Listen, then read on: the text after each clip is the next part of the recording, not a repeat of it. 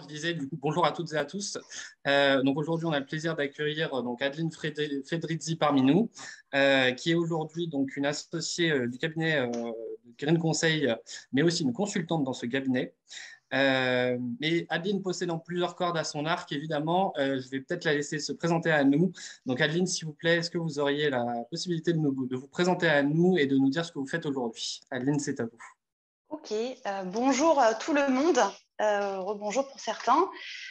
Je vous remercie de m'accorder ce temps de parole. Donc, je suis Adeline Fedrizzi, issue d'une formation en management de la relation client, en management de projet et de la qualité, dispensée à l'ISM IAE d'ailleurs. Je suis consultante et associée, comme tu l'as dit Guillaume, ce qui signifie que j'interviens en direction de mission essentiellement encore sur le terrain, des missions de management de projet, de contrats complexes, et que je pilote aussi, surtout, le développement commercial et la relation client partenaire de la société. Et effectivement, j'interviens au sein de l'ISM IAE en tant qu'enseignante sur ces sujets que je pratique sur le terrain. On va dire que j'ai 2 casquettes professionnelles. Voilà. Alors, du coup, après cette petite introduction superbe, est-ce que vous pourriez nous dire du coup d'où vient Green Conseil et ce qu'est Green Conseil pour qu'on puisse bien s'implanter dans le décor? Ok. L'objectif de mon propos dans le cadre de l'interview que tu m'as accordé, Guillaume, qui s'est fait un peu au pied levé, est de vous parler fidélisation client dans le monde du B2B, vision de cabinet de conseil à la fois expert de la relation client. Et qu'est-ce que c'est sur le terrain pour une petite structure qui doit fidéliser ses clients, pas par rapport à un nom, à une marque, en tout cas initialement, mais par rapport à autre chose. Donc, je vais essayer d'y apporter un éclairage. Pour commencer à parler de ça, juste vous dire, pour ceux qui ne connaissent pas, Green Conseil, on est un cabinet de conseil qui a été créé en 2004, donc ça va bientôt faire 20 ans, une vingtaine d'années. C'est peut-être un premier levier à évoquer par la suite. En 20 ans, on a été amené à creuser le sujet de la fidélisation, à l'éprouver, à le vivre. Avec un projet clair, de base, qui a été celui de Serge Rocco, le fondateur de Green, mon associé, un positionnement de niche, un positionnement d'expert, avec une valeur ajoutée sur le marché. Pas faire juste du conseil généraliste, vendre des CV, mais apporter de l'expertise. C'est quoi dans le monde du conseil? Ça peut être de l'expertise technologique, outils, on y vient d'ailleurs, mais c'est initialement de l'expertise sectorielle. Beaucoup les télécoms initialement, le monde du sport. Aujourd'hui, on intervient dans la tech, dans la culture, dans l'assurance, dans d'autres secteurs d'activité, dans l'immobilier, et beaucoup dans le monde du sport et de l'expertise métier. Notre positionnement, c'est d'accompagner les entreprises et les équipes qui achètent ou qui vendent, les métiers des achats et les métiers de la relation client. Donc la relation client dont on parle, la fidélisation, il s'avère que c'est aussi ce sont les équipes métiers que j'accompagne au quotidien dans le cadre des missions, c'est-à-dire comment comprendre le parcours et l'expérience client, le concevoir et l'optimiser. En très résumé, très résumé. Très bien, super. Alors, question suivante. Maintenant que nous savons à peu près ce qu'est Green Conseil, qu'on a bien compris les enjeux et les expertises de Green Conseil, on va parler un peu plus de la relation client et la fidélisation client chez Green Conseil, justement. Et pour illustrer vos propos, je vous propose justement de prendre un cas client que vous avez pu traiter et que vous avez suivi. Donc, lequel serait-il, par exemple? Je ne peux pas forcément parler de nos clients, mais ce serait bien de pouvoir les nommer. Donc, quand tu m'as dit que tu serais peut-être amené à me demander à parler de certains clients, j'ai réfléchi à ceux pour lesquels je peux évoquer le nom de manière publique. Donc, c'est vrai que c'est difficile parce que des clients, on en a depuis maintenant 18 ans et donc il y en a beaucoup. Et on a des clients qu'on avait en 2004, qu'on a toujours aujourd'hui, donc des clients fidèles, je reviendrai là-dessus, qui sont des cas concrets et qui comptent énormément pour une structure comme la nôtre, une structure de trentaine de personnes. Chaque client compte énormément, a une forte valeur.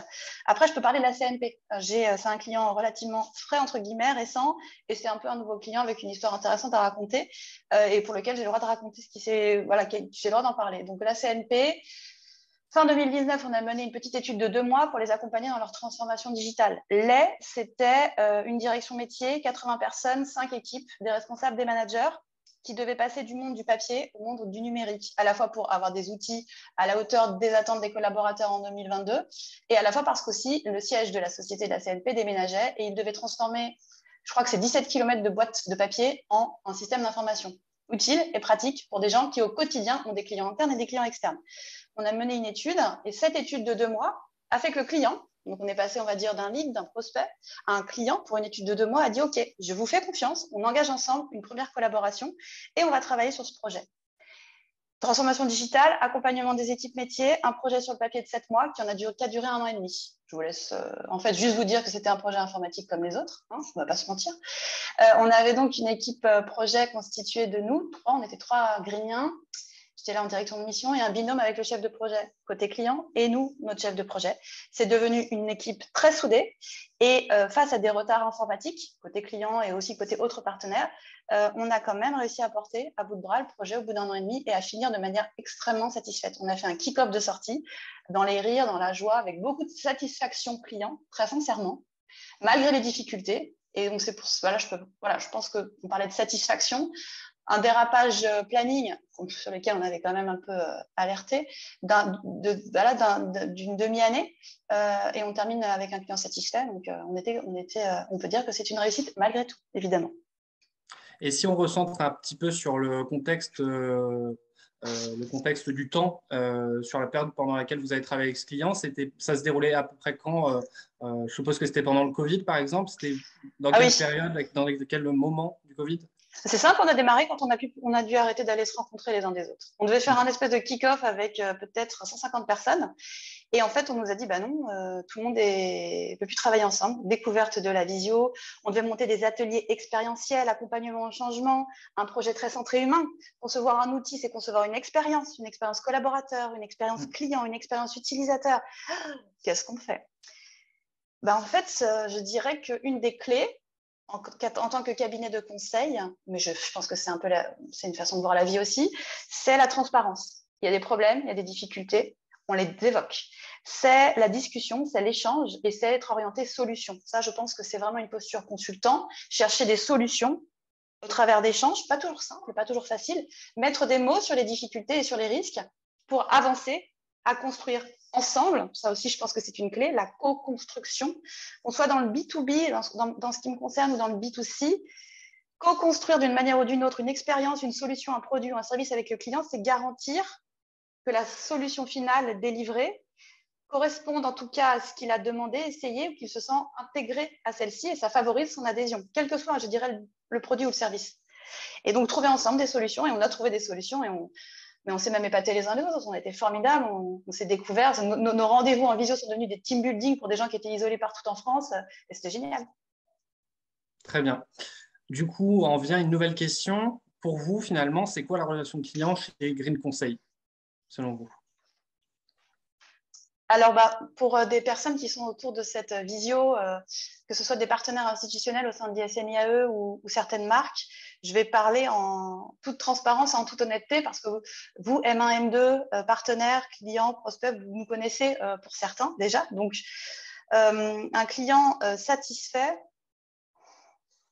c'est un client qui nous recommande, je dirais. J'ai envie de faire un jeu de mots, enfin, c'est pas vraiment un jeu de mots, c'est qui nous recommande, d'une part, qui se prête à être référence client et qui accepte qu'on soit informé ou pas, de dire cette société, allez-y. Je dirais que c'est un marqueur très très fort dans notre métier. Parce que le client n'achète pas un produit, il achète un accompagnement qui peut durer des années, il engage du temps, il engage des ressources et il construit avec nous son avenir. Process, outils, projets, produits, c'est engageant. Je dirais que c'est donc un client qui nous recommande, mais qui nous recommande aussi en 2 mots ou avec un tiret, c'est-à-dire qui renouvelle, c'est aussi simple que ça, la commande. On a des clients avec lesquels on a des cycles de commandes qui sont de 3 mois, de 6 mois, d'autres c'est d'1 an, qui recommandent en fait tout simplement notre intervention. Et ça, je pense que c'est le premier marqueur. Après, j'écoutais avec énormément d'intérêt l'intervention de M. Noyer. Un client satisfait, je dirais que c'est aussi un objectif chez Green. Ce n'est pas qu'une définition, c'est un objectif. On n'est pas Capgemini, on n'est pas Accenture, on ne vient pas chez Green pour la marque. On vient chez Green, on revient chez Green parce qu'on a été content, parce qu'on est en tout cas satisfait du résultat qu'on a obtenu par rapport à ce qu'on a engagé. Voilà. Très bien. Et pour finir, une petite question pour l'ensemble des personnes ici. Est-ce que vous auriez des petits tips, des astuces ou des conseils même à nous donner? Et si oui, lesquels seraient-ils pour nous aider? Vous aider à quoi, Guillaume? Je dirais sur l'ensemble de la relation client. Si vous aviez des conseils à nous donner, des petits tips, des choses que vous avez trouvées au fur et à mesure de vos expériences, même en dehors du cadre de Green Conseil, tout au fur et à mesure des expériences professionnelles que vous avez vécues. Je pense que je vais avoir 2 niveaux de réponse. Le premier niveau de réponse, pour moi, un client fidèle, on n'a pas évoqué ce terme. D'ailleurs, c'est fidèle à qui, fidèle à quoi? Donc, je vais d'abord parler pour Adeline, sans parler de Green. Moi, je vois le client comme un partenaire, où qu'on soit. Il est celui qui va nous faire vivre parce qu'il va acheter. Il est celui qu'on doit satisfaire parce qu'on est en train de réaliser une mission à ses côtés et on veut qu'il soit satisfait. Il est aussi celui avec lequel on va travailler. Il se passe une aventure commune avec un client, que ce soit sur une vente court terme, on vend une baguette de pain, le client, il se passe quelque chose. Il faut le considérer comme un partenaire d'un moment de vie et d'un moment de vie business, hein, on va être clair, mais quand même. Ou sur un projet de 2 ans, c'est ce que je vis parfois, on est des partenaires, des hauts, des bas, ascenseur émotionnel, réussite, échec, on est des partenaires, on les vit ensemble. Je dirais qu'il faut le considérer comme un partenaire. Et pour ça, et pour être bon, il faut être curieux, il faut être attentif, il faut être engagé, il faut être impliqué, il faut le regarder, il faut l'écouter, il faut toujours aller voir derrière. Il pose une question, il faut aller essayer de... Pour moi, c'est ça en fait. Je dirais que on peut être orienté client, mais on va être bon quand on orienté client si on va au-delà de juste regarder le client. Se poser des questions, lui poser des questions, aller l'interroger, avoir envie de comprendre. Et puis après, si je me mets du point de vue Green Conseil ou du point de vue de n'importe quelle marque, il faut aussi que le client, il faut je reviens encore à ce que disait Monsieur Noyer, il faut lui montrer la valeur ajoutée derrière un produit ou un service ou les deux.